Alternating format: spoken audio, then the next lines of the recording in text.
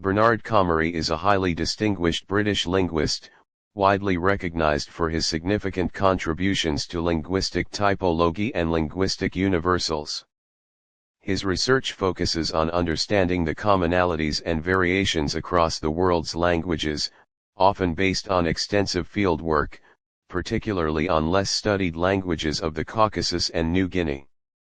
He has authored and edited numerous influential books and articles, including Aspect 1976, Language Universals and Linguistic Typology 1981, Tense 1985, and The World's Major Languages 1987.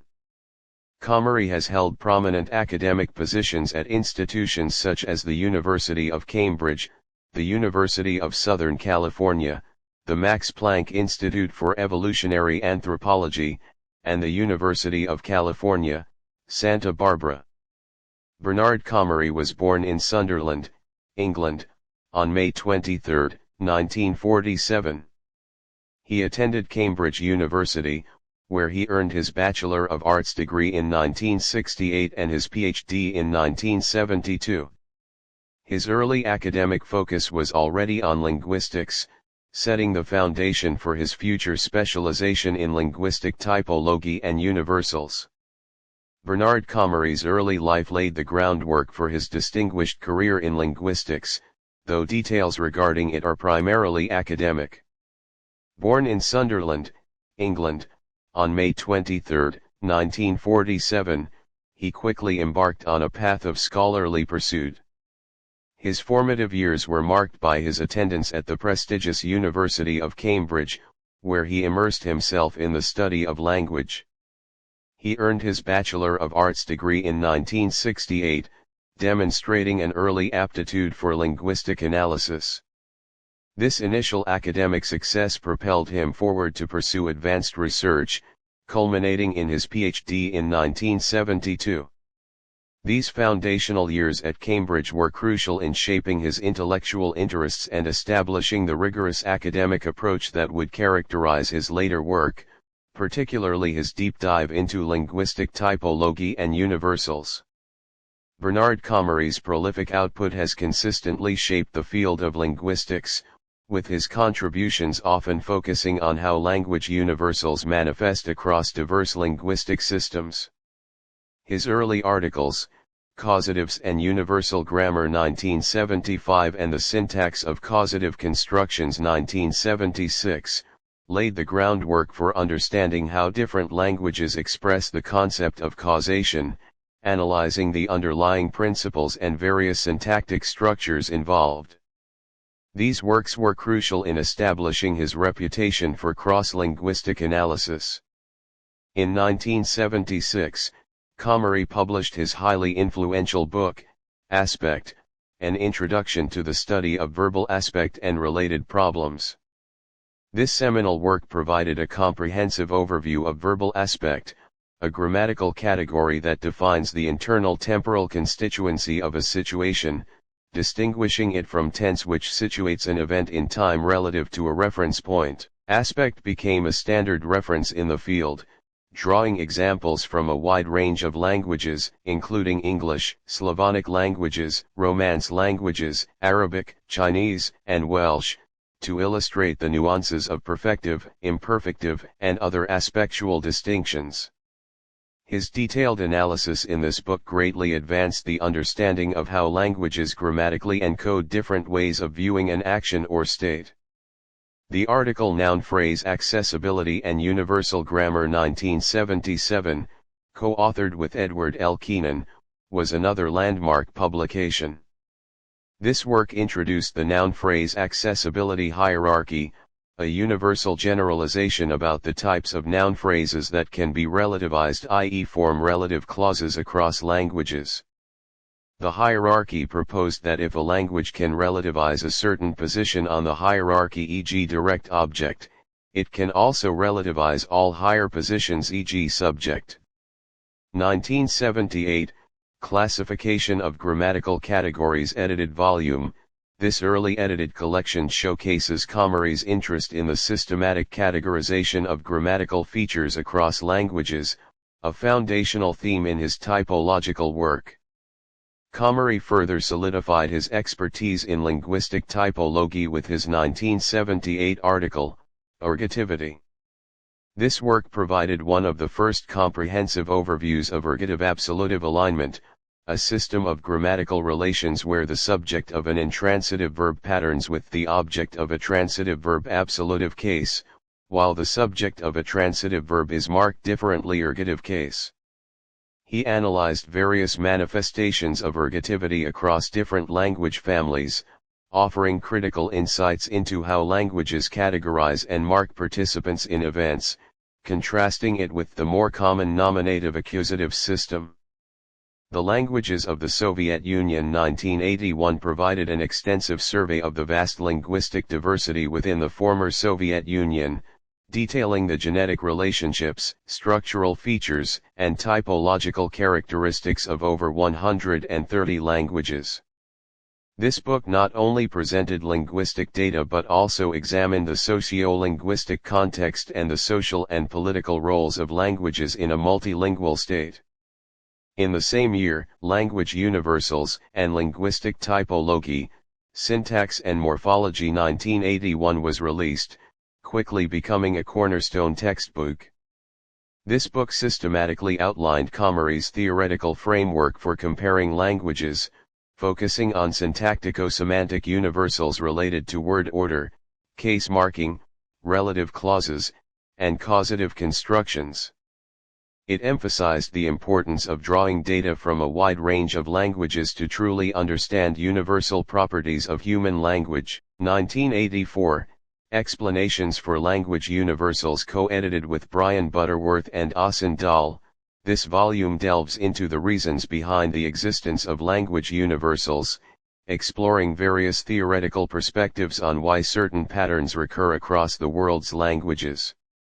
Comrie's 1985 book, Tense, provided a detailed and comprehensive examination of how languages express time. Building on his earlier work on aspect, this book delved into the grammaticalization of location in time, exploring the nuances of present, past, and future tenses across languages. It clarified the relationship between absolute tense referring to the present moment and relative tense referring to other established time points, and highlighted how different languages encode these temporal distinctions in their grammatical systems. Tense further cemented his status as a leading authority on temporality in language. In his 1986 article, Markedness, Grammar, People, and the World, Comrie explored the concept of markedness in language, which posits that one member of a linguistic opposition is unmarked, more frequent, structurally simpler, or cognitively basic, while the other is marked less frequent, more complex, or specific. This paper delved into the reasons for markedness phenomena, often correlating structural complexity with discourse frequency, and discussed how these patterns reflect broader cognitive and human communicative tendencies, further linking linguistic structure to human perception and interaction with the world. A significant editorial accomplishment was the first edition of the world's major languages in 1987, a monumental collaborative work he edited, offering in-depth analyses of over 50 of the world's most spoken or culturally significant languages and language families. This comprehensive reference work covered grammatical features, historical backgrounds, and cultural roles of these languages. 1988, Typology of Resultative Constructions, translated from original Russian edition by V.P. Nejikov.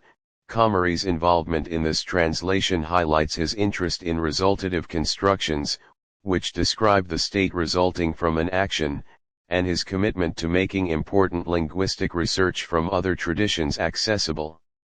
1991, Perspectives on Arabic Linguistics 3, co-edited with Mushra. This volume reflects Comrie's broader interest in various language families, including Afro-Asiatic languages like Arabic, and his commitment to fostering linguistic research in diverse areas. 1991, Tense and Aspect in 8 Languages of Cameroon, co-authored with Stephen Anderson. This collaborative work provides detailed descriptive analyses of tense and aspect systems in a specific set of African languages, demonstrating his ongoing commitment to empirical investigation and detailed grammatical description. 1993, The Slavonic Languages co-authored with G. Corbett. This monumental descriptive grammar provides a comprehensive overview of the Slavic language family, detailing their phonology, morphology, syntax, and historical development. Given Comrie's background in Russian and his broad typological interests, this was a natural fit for his expertise. 1993, Causatives and Transitivity co-edited with Maria Polinsky, building on his earlier work on causatives. This volume explores the intricate relationship between causative constructions and transitivity across languages, a core area of his syntactic research. 1996, The Atlas of Languages, The Origin and Development of Languages Throughout the World consultant editor, with Stephen Matthews and Maria Polinsky. While the world's major languages was mentioned, this is a distinct atlas focusing more broadly on the origin and development of languages, often with more visual and historical emphasis. It has seen multiple translations and revised editions, including the SBS Atlas of Languages. Even in later stages of his career, Comrie continued to contribute cutting-edge research, demonstrating his sustained impact on the field. His 1999 article, Reference Tracking, Description and Explanation, investigated how languages manage and keep track of participants in discourse, analyzing various devices like pronouns, reflexives, and zero anaphora. This work explored the principles governing coreference and how languages efficiently encode continuity or shifts in reference, often linking these patterns to cognitive and discourse-level motivations. 2000, Tense and Aspect in the Languages of Europe co-edited with Asen Dahl, G. Corbett, and Yaron Matras. This extensive collaborative work provides a typological overview of tense and aspect systems specifically within European languages, further contributing to his foundational work on these grammatical categories. His 2005 contribution, Alignment of Case Marking, part of the expansive The World Atlas of Language Structures, further elucidated typological patterns in how languages mark noun phrases based on their grammatical relations, e.g. subject, object of transitive, subject of intransitive, continuing his fundamental work on understanding cross-linguistic variation in grammatical alignment. 2010, Ditransitive Constructions, a typological overview co-authored with Andrei Malchikov and Martin Haspel-Math.